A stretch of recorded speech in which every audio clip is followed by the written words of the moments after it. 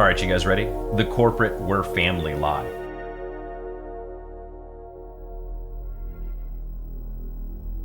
If your boss ever tells you we're family here, run. Families don't fire you for asking for fair pay.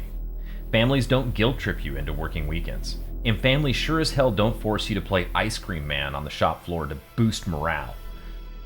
Look, I've worked in broadcast media, state agencies, manufacturing, and of course sales. And every time the company rolled out the "we're family" line, it meant one thing: you're about to get screwed. Let me tell you exactly how this played out, at least for me. We'll call this company Big Audio Company. The sales pitch was really smooth. We're a real family here. We take care of our people. This company would not be where it is without our people. There are employees here who make more than senior management, and we praise those shining stars.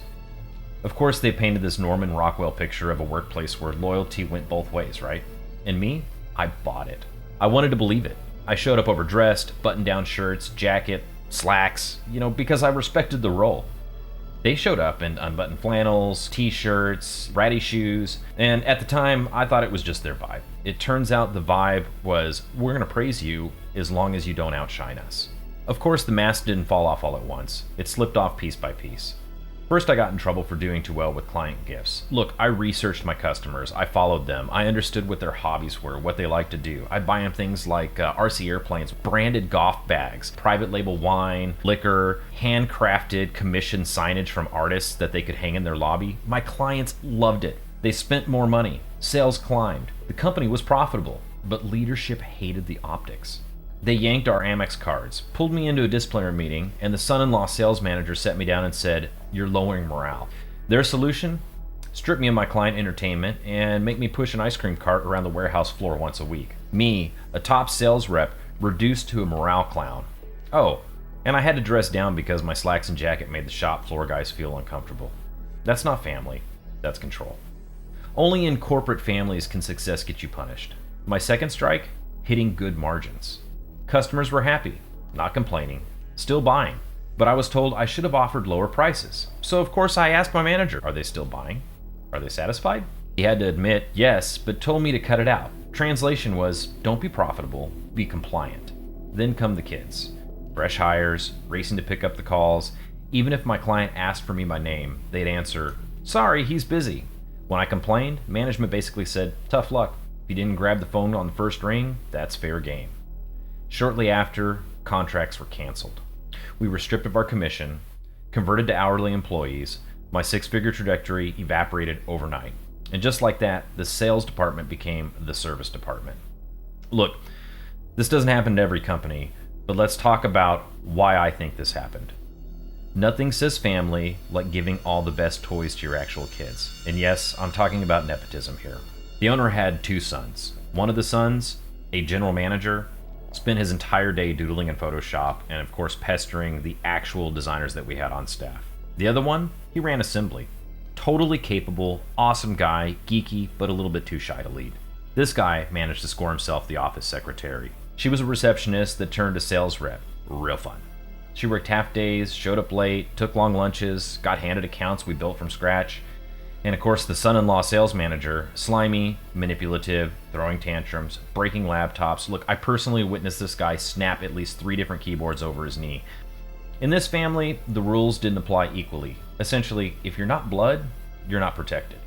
Okay, look, eventually I did have a moment of clarity. When I first joined, I bought in completely. That's what made the changes sting even more. After that first year, when the mask was still up, I thought, yeah, this is the right place, right? So much so that I wound up buying a home close to the office, enrolled my kid in the nearby school. We were absolutely locked in.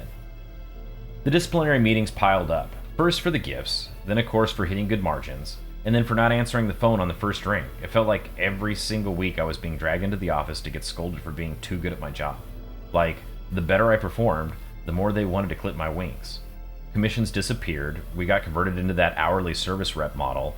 I realized just how trapped I actually was, and now they had me by the throat, and of course they knew it. And the worst part was that it was all dressed up as family. We just want you to fit in. Your clothes make people uncomfortable. We need you to serve muffins so that people see that you're one of them. No, you don't treat family like that. You treat family with respect. You don't take away their ability to support their actual family at home because it makes your niece or son-in-law look bad by comparison. And then came the final straw. I had shared a desk with the owner almost every day the entire time I worked there. We would chat about our lives, swap stories, shoot the shit like normal coworkers, and even before I worked there, he was the guy who told me to come in and interview, so that's why I trusted them. One morning, after everything had been stripped away, the commission, the titles, the pay, he looked at me and asked how we were settling into the new house, and of course, I told him the truth. It's been tough. Money's tight. The new changes are making it really hard. I looked him dead in the eye and I said, "Do you remember why you hired me?" And this guy, who I worked beside for years, who talked to me every single day, looked back at me and said, "I hired so many people over the years, I honestly don't remember." That was it. That was the gut punch. 3 years of loyalty, results, conversation, gone, forgotten. I wasn't family. I wasn't even memorable. I was just another cog in their wheel. That was my line in the sand. That's when I finally stopped playing along with that family lie. Let me tell you, though, what real work family looks like. So here's the difference between a fake work family and a real one. Part of my history in broadcast, I worked as an engineer. Those guys were family. Not because management told us we were, but because we lived together. These were the people who were overworked, underpaid, running on fumes, but we had each other's backs. We eat lunch together every day. We literally bled and sweat together, pulling cable, fixing gear, racking equipment, keeping the entire station limping along, while all the artistic kids upstairs in production were still dreaming about being the next Spielberg. We would roast them all the time for not being able to read the patch panels or be able to use the digital router to save their ass. It was gallows humor. Engineers laughing through the pain. One of the guys even ran his own pirate radio station, like I do. We would debate software like it actually mattered, his way versus my way, and it turned the whole lunchroom into an argument that had nothing to do about our broadcast station, but everything to do with being geeks who cared about our craft. And when times were hard, they showed up. I couldn't afford childcare one summer, so I brought my kid into the central engineering room with me. We set him up on the multiview station. That's that room where, there's thousands of TVs to monitor all the broadcast signals going everywhere. We hooked his Nintendo Switch up to the monitors and let him play all day while we worked. Who does that? Family. That's who does that. That's the difference.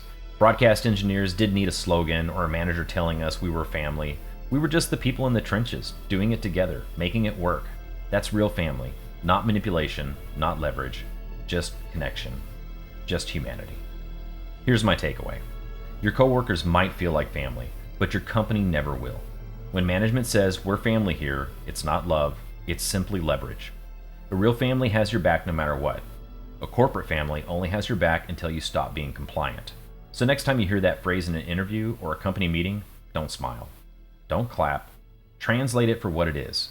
We own you now. Thanks for watching. I'll catch you guys later.